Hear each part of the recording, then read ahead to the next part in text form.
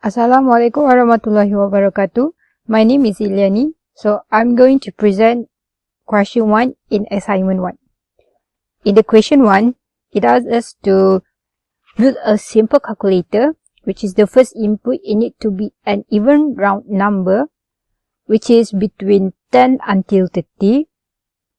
The next input is an operator, which is between plus and minus only. And the last input in it to be an even number. So in this problem, it asks us to use a switch statement for the operation. And we need to do a loop so that the user can choose whether they want to do another calculation or not after it ends.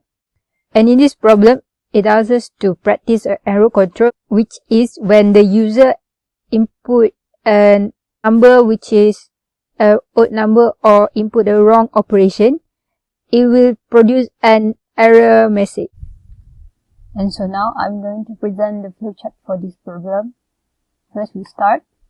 Then we declare the variable num1 for input number 1, num2 for input number 2, op for the operation, and I is for the do while loops. Let's do. After that we prompt and get num1 and num2. And then we check the condition to check whether the num1 and num2 is true.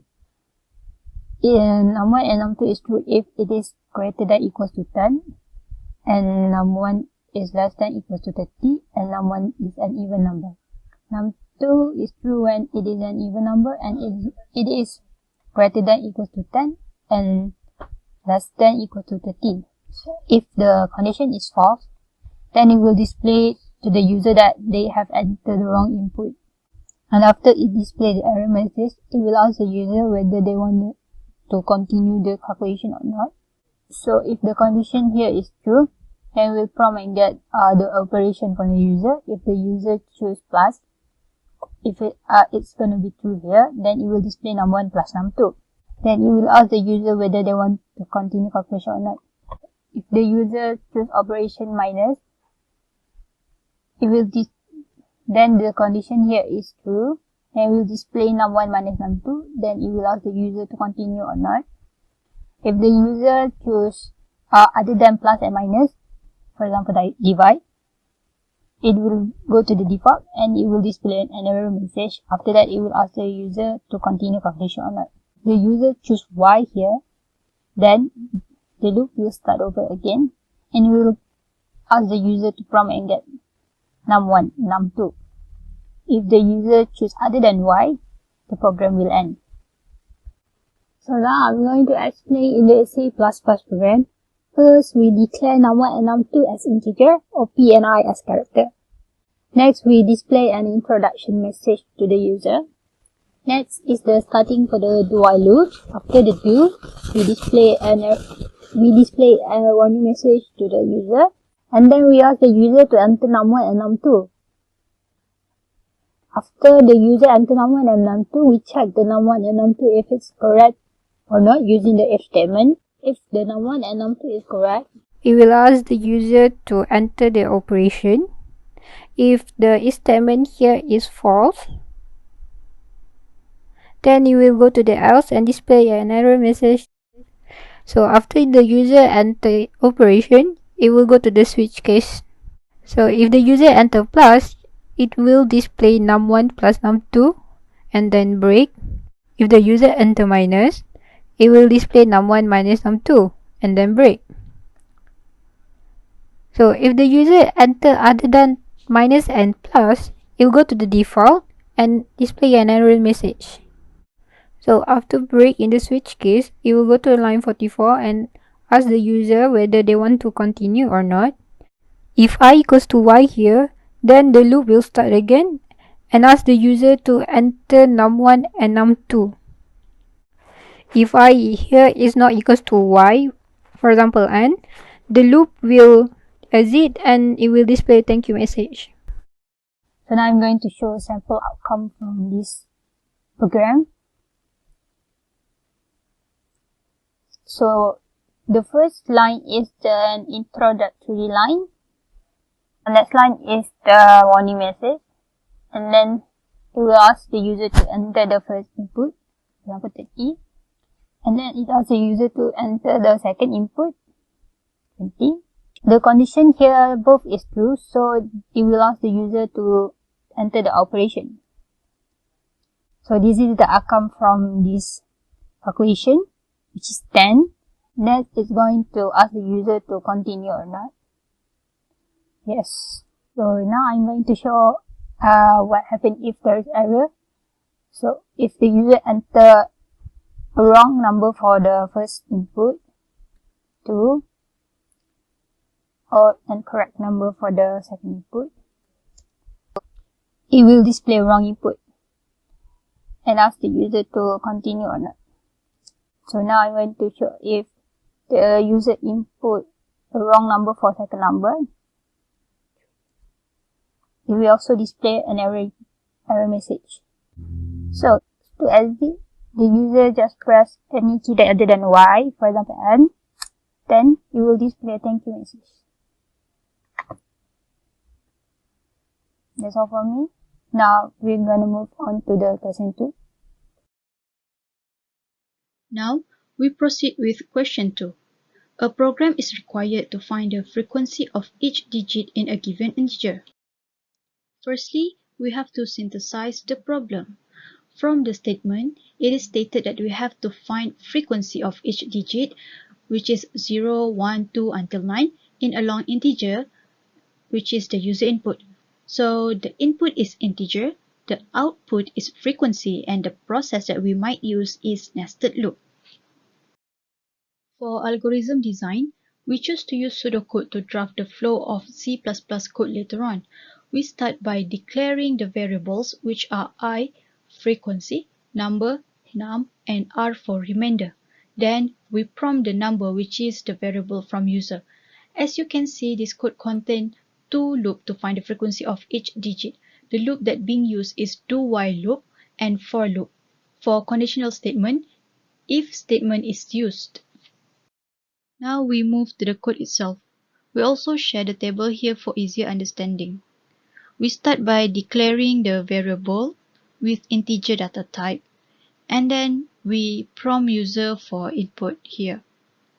And in the do while loop, we start displaying the frequency of I equal to frequency here, which later on will be explained in this table. This table represents do while loop. The middle part and the last part represent the for loop. Let's take an easy example. Imagine if 200 is the user input. So we start with I equal to 0 as initialized, which is true to the condition I smaller than 10. Then the new I will be 1. So for num, which is equal to number, the user input, 200 is there, which is true to 200 bigger than 0. The R, which is number divisible by 10, will give 0 remainder, which is true to value of I. And then the frequency will be add up.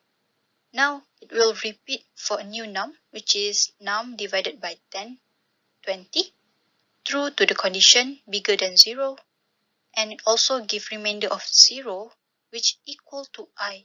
The frequency will add up to 2. And then move again to 2 when divided by 10, which is true to the num bigger than 0, but the remainder will be 2, which is not equal to I. So the frequency here is not add up. It will stay maintained from previous loop. As the for loop is not fulfilled because num is 0, so it is stopped and it will start again from do while loop by I equal to 1. Let's try to compile and run the code. I put the input 1, 2, 3, 4, 5, 6, 6. Let's see the result. As expected, the frequency of 1 is 1, frequency of 2 is 1, 3 is 1, 4 is 1, 5 is 1, and 6 is 2. So we conclude that our code is correct. Okay, question number 3. The question is, one problem in table management is to determine how much of an area to leave uncut so that the harvested area is reforested over a certain period of time. So it is assumed that the reforestation takes place at known rate per year. And then this is the sample given for the reforestation rate and the acres forested at the end of first year. And then for this problem, the constant given is 14,000 acres, 2,500 uncut acres, and the reforestation rate at 0.02. And the question asks for the number of acres forested at the end of each year for total 20 years. The next one is the Sudoku. And firstly, we start with the declaration of yield, double acres, uncut, recruit rate, and double reforest. And then we initialize yield as 1, double acres as 14,000, uncut as 2,500, recruit rate as 0.02, and double reforest as 0. So we will be applying Y loop in the loop. It will be calculation of uncut, which is uncut is equal to uncut plus uncut times your growth rate. At everything, it will display the year and uncut for each group as long as the year doesn't exceed 20 years. This is the sample code run in C++. So this is where we declare and initialize for each variable, and then we'll be applying while do loop. As long as the year is less than equal to 20, the program will proceed with the equation and display the year and uncut for every year. And this, the year will be added 1.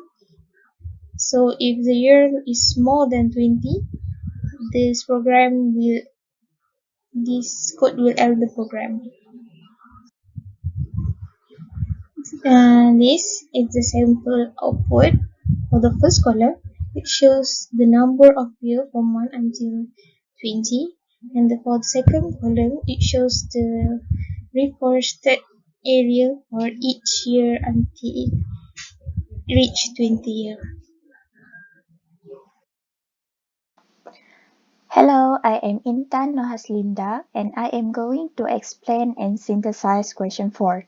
So, for this question, we need to design a program that calculates how much money you'll end up with if you invest an amount of money at a fixed interest rate compounded yearly. So, we need to prompt initial amount, number of years, and yearly interest rate in percent from the user. The output of the program should be the final amount and calculation for each year. So for this question, we will be using for loop to make the calculation easy. So this is the algorithm that I have made for this question, which is a flowchart. First, we need to prompt and get the amount, year, and interest rate from the user. And since the interest rate is in percentage, we need to convert it into decimal number by dividing it with 100. And then we can calculate the final amount using this formula. Next, we will display the year and the final amount. Proceeding with the next output, we need to show the amount for each year. So first, we need to initialize counter I equals to 1, since we need to calculate starting from the first year. And if the condition is true, which is I is less than or equals to year, the amount of that particular year will be calculated using this formula. And then the output will be displayed, which is I and amount. I is that particular year. And then I will increase by 1, and this loop will repeat as many times as the condition is true. And if the condition is false, it will end the program. So this is the C++ program for this question. First, we need to include IOStream to allow input and output function, and CMath to allow math function. Next, we need to declare the variables which are year in integer, and amount, interest rate, and final amount in double. Then we will prompt and get the initial amount, number of years, and interest rate in percent per year from the user. Then we will Convert the interest rate from percentage to decimal number by dividing it with 100. And then we can calculate the final amount by multiplying amount with 1 plus interest rate in the power of year. So we will display the output like this, which is at the end of what year you will have the final amount, which has been calculated using the previous formula in dollars. So for the next output, we need to show the calculation and amount for each year. In this case, we will use for loop. To use this loop, we need to initialize I equals to 1 since we are starting with the first year of investment. And then we need to state the condition on how many times the loop will run, so I is less than or equals to year. After that, I will increase by 1 after every loop. So the output of each loop will look like this. At the end of what particular year, you will have, this is to show the calculation, and this is the formula to calculate the amount of that particular year. And then the final amount will be displayed for each year. So if we run this code, let's use the same input as the question. So initial amount is 3,000, number of years is 10, and interest rate is 5.5. So we will get this output. So first, it will display the final year after the year that has been input, and then it will display the amount and calculation for each year starting from the first year until the 10th year. That's all from me. Thank you.